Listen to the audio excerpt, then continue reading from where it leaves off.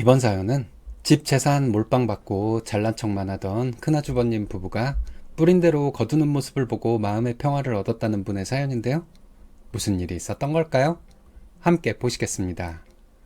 사연 시작 전에 좋아요, 구독 부탁드리겠습니다. 채널에 큰 힘이 됩니다. 시댁 때문에 좀 머리 아픈 일들이 많았습니다. 이제 모두 정리가 된 것 같아요. 예전에는 저도 어렸나 봐요. 나름의 판단을 할 자신감 같은 것은 없었죠. 일어나는 상황을 보며 어떤 입장을 취해야 할지도 몰랐으니까요. 저희 남편도 마찬가지예요. 하지만 이 나이가 되고 보니 이제는 대부분 판단이 돼요. 한스러운 시어머니 참 좋은 분이셨죠?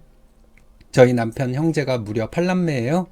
남편은 5남 3녀 중에 넷째 아들, 저는 넷째 며느리 딱 그 포지션이었습니다. 근데 이 모든 막장 드라마의 근원은 바로 첫째 아주버님이랑 그 망할 큰형님 때문이었어요. 이 사람들이 시댁에서 그냥 왕이었죠. 어머님 아버님도 꼼짝 못하고 시누이든 다른 형제든 아주 개무시했죠. 얼마나 우스웠으면 그랬겠어요? 저 결혼할 때부터 싹수가 보였는데 상견례 때 큰형님은 코빼기도 안 비추더니 결혼식 날 하루 종일 저를 어마무시하게 째려보는 거예요. 자기한테 미리 인사를 안 왔다고 괘씸하다나 뭐라나. 진짜 독품은 눈빛이었어요. 절정은 결혼식 끝나고 버스 앞에서 벌어졌는데 사람들한테 인사하고 있을 때 갑자기 자네가 여기서 서열 네 번째인 거 알지? 잘해. 하고 날카로운 목소리로 소리를 치는 거예요. 이게 이렇게 이성을 잃은 사람처럼 고래고래 소리를 지르며 할 말인가 해서 황당해하고 있는데 순간 남편과 조카들까지 다 얼어붙어 있었습니다. 그때 아무 말도 못하고 벙쪄 있던 거 다시요. 그때 아무 말도 못하고 벙쪄 있던 거 생각하면 거의 10년간 분함을 억누르며 지냈네요. 가끔 생각나고 그럼 화가 나고 이런 거요.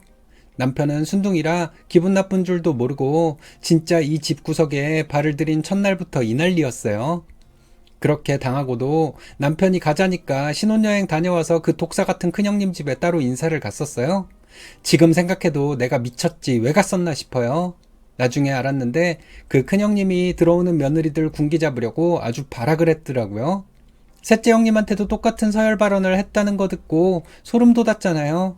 근데 더 황당한 건 이 사람이 맏며느리로서의 의무는 단 1도 안 한다는 거예요.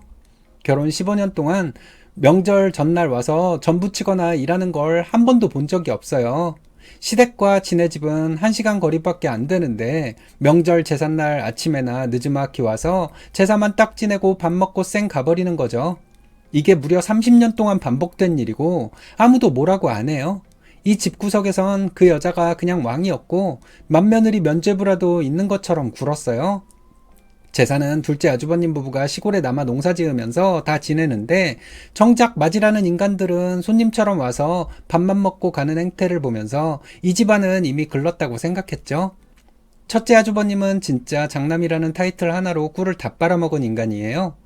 시골집에서 논밭 팔고 소 팔아서 뒷바라지 했는데 그냥저냥 살았다고 하니 시부모님이나 다른 형제들 희생이 얼마나 컸겠어요.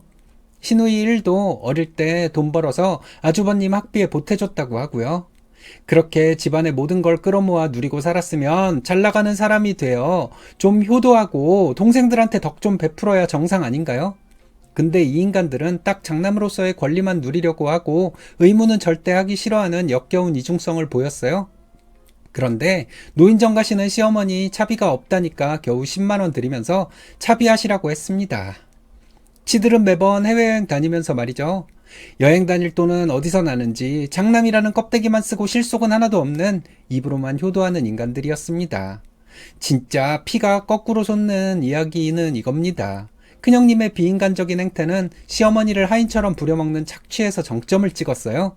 그 인간들이 장기간 해외여행을 가는데 고등학생인 둘째 딸 밥을 차려줄 사람이 없으니까 연로한 시어머니를 한 달 동안 불러서 봉사시킨 거예요. 저희 어머님 그때 연세도 많으셨고 제가 처음 배웠을 때도 늙고 삐쩍 마른 할머니 같아서 저는 신혼집에 오시면 제가 다 해드렸거든요.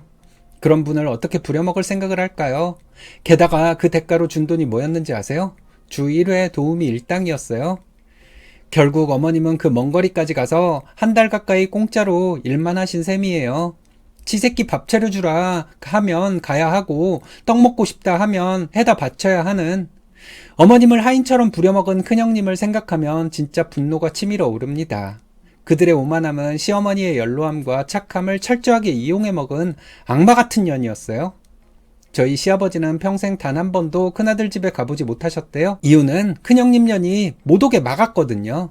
제일 어이없었던 사건은 15년 전 첫째 아주버님 딸 대학 졸업식 날이었어요.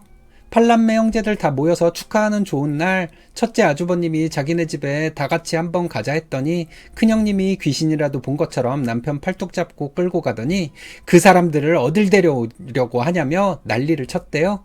결국 아버님은 그 집 문턱 한번 못 밟아보고 돌아가셨죠. 자기 딸 밥 해줄 사람 없을 때만 어머님 불러다 부려먹던 인간들이 정작 시부모는 자기 집에 못 오게 막은 겁니다. 제가 둘째 임신 중이고 첫째는 돌 막 지났을 때였어요. 시어머니 생신이라고 서울 뷔페에 갔는데 큰형님 부부 외엔 아무도 안 왔더라고요. 밥 다 먹고 케이크하고 분위기 좋게 끝났는데 큰형님 년이 옆에서 밥값이 많이 나왔네 어쩌네 궁시렁거리더니 남편한테 막내 도련님하고 지 딸 용돈 좀 주라고 시키는 거예요. 남편이 5만원짜리 3장 꺼내서 줬는데 조카가 그중 한 장을 우리 애한테 주길래 받았죠. 근데 일어날 때 보니까 조카 무릎에 5만 5천 원이 있더라고요. 남편이 5만 원 2장에 5천 원 1장을 섞어서 준 실수를 한 거예요. 그 돈 인색한 인간들이 이걸 가만둘 리가 없죠. 집에 오는 길에 그 조카한테 문자가 딱 왔는데 삼촌 나 용돈 좀 줘. 계좌번호 123456789 딱 이 문구 하나. 남편 운전하다가 문자 보고 진짜 벙찌고 어이없다며 헛웃음을 짓더군요.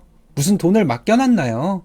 조카가 삼촌한테 삥 뜯듯이 용돈을 요구하는 그 버르장머리를 보면서 이 인간들은 진짜 상종을 말아야겠다고 생각하고 그 문자를 씹어버렸습니다. 그 충격적인 문자를 무시하고 몇 주 후 추석 명절이 되었는데 큰형님 부부는 그 5만원 때문에 진짜 단단히 벼르고 왔더라고요. 명절 내내 큰형님은 남편을 몰아세우고 윽박질렀어요. 돈 내놓으라면서 말이죠. 옆에서 보니까 계속 전화통화를 하면서 누군가에게 지시를 받는 것처럼 더 심하게 남편을 독촉하는 거예요. 아마 그 조카년 아니면 큰형님이겠지 싶었는데 남편이 계속 무시하니까 큰형님이 결국 이성을 잃었어요. 갑자기 이 새끼가 하면서 벌떡 일어나더니 남편을 발로 차려는 신용까지 하는 겁니다. 와 진짜 눈 돌아가는 줄 알았어요. 15년 동안 꾹 참았던 제 분노가 그 순간 폭발해서 저도 소리를 질렀어요. 지금 누구한테 이 새끼 저 새끼예요? 주위 사람들이 달려와서 말리는 바람에 겨우 큰 난리를 면했죠. 그 싸움 다음 날 큰형님이 저한테 와서 그렇게 살지 마 하길래 저도 속으로 이 독한 년 하면서 형님이나 그렇게 살지 마세요. 깡패야 그지야 하고 맞받아쳤습니다. 효도를 있을 때 하지 않은 자들의 말로는 시부모님의 죽음을 통해 아주 적나라하게 드러났습니다. 아버님이 돌아가신 후 뒤늦게 첫째 아주버님이 어머님 미국 여행 시켜주겠다며 여권 사진까지 찍는 생색내기 효도를 준비했지만 어머님은 췌장암 진단 후 2달 만에 돌아가셨습니다. 그 2달 동안 가족들은 정말 힘들었는데 이때 누가 진짜 자식인지가 확연히 갈렸어요. 남편 시누이 3 막내 도련님이 진짜 발벗고 뛰었고 시누이 1도 애썼죠. 근데 장남인 첫째 아주버님은 여전히 제스처만 하는 거예요. 밤새 응급실에 있던 남편한테 전화해서 왜 거기 있냐 이래라 저래라 잔소리만 해대는 지휘자 역할만 하더군요. 결국 시누이 3 남편이 화가 폭발해서 아주버님한테 네가 해라 그럼 네가 인간이냐 하고 소리를 질렀는데 이 집안 역사상 처음으로 억압에 대항한 외침이었죠. 아마 어머님이 정정하셨다면 심해부도 그렇게 하지 못했을 겁니다. 장남에게 모든 권력을 쥐어주고 싶어하는 분이었거든요. 병원비 분담 때도 가관이었어요. 형제들이 150만원, 200만원씩 낼 때 제일 부자 장남이 50만원만 낸 겁니다. 시누이 3 남편의 분노에 쫄았는지 그 다음날 200만원을 붙이긴 했지만 그 인간들의 탐욕과 염치는 이미 바닥을 드러냈습니다. 어머님 장례식장은 진짜 경악의 연속이었습니다. 맏며느리인 큰형님과 그년 둘째 딸은 상복을 아예 안 입었어요. 큰형님은 회색 가디건 차림이었고 그 딸은 검은 정장에 내내 선글라스를 끼고 있었습니다. 걔네들은 가족이 아니라 조문 온 손님인 양 행동했는데 누구도 그들에게 상복에 대해 감히 지적하지 못했습니다. 30년 동안 명절에 전 한 번 안 붙인 큰형님한테 상복이 대수겠냐만 이건 예의의 문제잖아요. 셋째 형님이 큰형님에게 상복을 왜 안 입냐고 물었더니 몰라, 그냥 입기 싫다 했대 라는 말만 돌아왔고, 제가 물어보려 하자 셋째 형님은 저를 말리며 아냐 아냐 하지마, 나 무서워, 저 눈빛 좀 봐, 싸움 날 것 같아 라며 겁을 먹더군요. 염할 때 절할 때 제사를 올릴 때 모두 가족들은 상복을 입었는데 그 둘만 회색 가디건 차림으로 구경꾼처럼 서 있었습니다. 아무도 그것들을 건드리지 못하는 걸 보면서 큰형님의 무소불위의 권력이 이 집안의 모든 상식과 예의를 짓밟고 있다는 사실에 다시 한번 치를 떨었습니다. 둘째 딸은 실내에서도 계속 선글라스를 끼고 팔짱을 낀 채 가족들과 섞이지 않으며 온몸에 도끼를 품고 있었어요. 장례식의 모든 절차가 끝나고 옷을 갈아입기 위해 화장실에 갔을 때 그 도끼 가득한 둘째 딸과 마주쳤습니다. 여전히 선글라스를 낀 채 손을 씻고 있는 조카에게 저는 아무 생각 없이 말을 건넸어요. 근데 선글라스 계속 끼고 있는 이유가 있어? 묻자마자 그 조카년이 쌍심지를 켜고 내 자유거든요? 라며 앙칼지게 소리를 질렀습니다. 저는 너무 어이가 없어서 아니 그 뜻이 아니고 눈이 부신다든가 뭐 그런 게 있는 줄 알았지 했더니 그니까 내 자유라고요 하고 휙 가버리는 거예요. 제가 열받아서 야 네가 엄마를 닮아서 싸가지가 없구나 하고 소리쳤더니 그년이 깡패처럼 저한테 달려와 선글라스를 낀 채 저를 올려다보면서 삿대질을 해댔습니다. 조카한테 네가 어쩌고 하는 말을 듣는데 진짜 억장이 무너지는 기분이었어요. 더 미친 짓은 그 조카가 옷 갈아입고 나오는 제 남편한테 달려가 삼촌 나 이거 한 대 쳐도 돼? 하고 물은 거예요.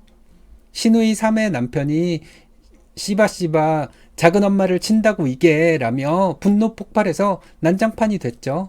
며칠 뒤 그 조카년이 아버지 폰으로 남편한테 전화해서 야 너도 나한테 반말하니까 나도 너한테 반말할게 라더니 결국 야 이 신발로마 라는 패륜적인 쌍욕을 퍼붓고 전화를 끊었습니다. 그것들의 인성은 이미 바닥을 넘어 괴물이 되어 있었던 거죠. 그렇게 막장으로 치달은 후 저희는 큰형님 부부와 그 딸들과 완전히 연을 끊고 살았습니다. 그리고 약 5년의 시간이 흘렀죠. 지난 추석 둘째 아주버님 댁에서 차례를 지내는데 웬일인지 큰형님 부부가 참석해 있더군요. 예전에 그 오만함과 호화로움은 온데간데 없고 두 인간들 다 풀이 죽은 채 초라한 모습이었습니다. 나중에 들으니 그 못된 둘째 딸이 결혼 후 자기 시아버지와 남편의 사업 제안에 넘어가 큰형님 부부의 재산까지 모두 털어서 이불 장사를 했다가 쫄딱 망했다는 소식이었습니다. 그 여파로 집은커녕 월세방에서 살고 있고 심지어 둘째 딸은 자기 잘못 때문에 부모님이 망한 것에 대해 면목이 없는지 아니면 자기 잘못을 인정하고 싶지 않은 건지 부모와 연을 끊고 살고 있다고 해요. 근데 더 웃긴 건 그 둘째 딸이 자기 남편한테 무슨 가스라이팅을 당했는지 세상에서 남편을 가장 존경한다고 떠들고 다니면서 정작 자기가 벌어서 지 남편 먹여 살리고 살림까지 다 하고 있다는 사실이었습니다. 저는 그 자리에서 그동안 들었던 소문들을 직접 큰형님 부부에게 확인했습니다. 그 못된 인간들이 자기들의 치부를 그렇게 드러내지 않을 텐데 이상하다 싶었어요. 아마도 지들이 없이 살게 되었으니 사실대로 말하고 지원금이라도 받으려는 의도로 자기들 상황을 얘기했다는 게 저와 남편의 추론입니다. 지들의 오만하고 탐욕스러웠던 삶이 결국 그들 자신에게 비극으로 돌아온 것을 확인하는 순간이었는데 남의 불행을 보고 짜릿했던 것은 그때 정말 오랜만이었네요.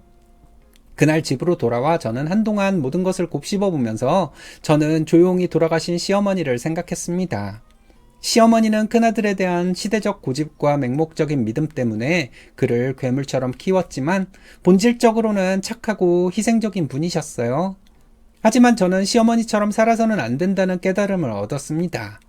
착하게 살고 선하게 행동하는 것은 좋지만 악하고 비상식적인 사람에게도 무조건 착하게 대하고 희생하는 것은 결국 그들의 악을 더욱 키워주는 결과를 초래한다는 사실을 이 비극적인 가족사를 통해 절감했어요. 큰형님과 그 딸은 시어머니의 희생과 남편의 순둥이 기질을 평생 악용하며 군림했지만 결국 그것들의 탐욕과 악행은 부메랑이 되어 지들의 삶을 무너뜨렸죠. 그 인간들이 비참한 상황에 처해 있다는 소식을 듣고서야 비로소 저는 15년 동안 억눌렀던 분노를 모두 털어낼 수 있었고 그것들의 몰락을 확인하면서 비로소 제 삶의 평화를 찾았습니다. 착하다는 것이 정의하기가 어려워요. 모든 사람들에게 착한 사람이 있어요. 나한테도 착한 사람이야. 근데 이 글에 시어머니처럼 악을 키우는 행동을 자꾸 해. 근데 나는 그 사람 덕을 본 게 있어서 그 사람을 비난하기가 좀 그래. 이런 식으로 그 사람은 비난보다는 칭찬을 더 많이 받는 편이야. 그럼 그 사람은 자기가 잘못하고 있는 것을 모를 수밖에 없어. 자기 스타일을 고수하게 되죠. 그럼 이런 식으로 악을 키우는 결과를 만들어내요. 그리고 여기 시어머니 같은 사람은 칭찬에 익숙해져 있기 때문에 지적을 당하거나 비판을 받으면 못 견뎌하는 성향이 또 있어요. 또 나한테 잘해준 사람한테 쓴소리로 지적하는 것도 쉽지 않잖아요. 그래도 우리는 그 사람이 잘못하고 있는 것을 지적해줘야 하나 봐요. 여기 시어머니가 우리 세대 어머니들의 일반적인 모습이지 않나 싶네요. 들으시는 분들 엄마 생각나죠? 애증의 관계. 왜 그때 엄마한테 바른 말을 하지 못했을까? 왜 그때 엄마랑 싸워서라도 엄마의 잘못된 믿음을 깨주지 못했을까? 이런 생각을 하고 있는 것 자체가 여러분들이 어머니로부터 착함을 물려받고 거기서 한 발 더 나아가서 현명함까지 갖춘 것이라고 보면 돼요. 그러니까 너무 자책하지 마시고 마음속으로 한많은 세월 사셨던 우리 엄마 좋은 마음으로 추억하기만 하세요. 엄마 보고 싶어서 내일 엄마 보러 가야겠다.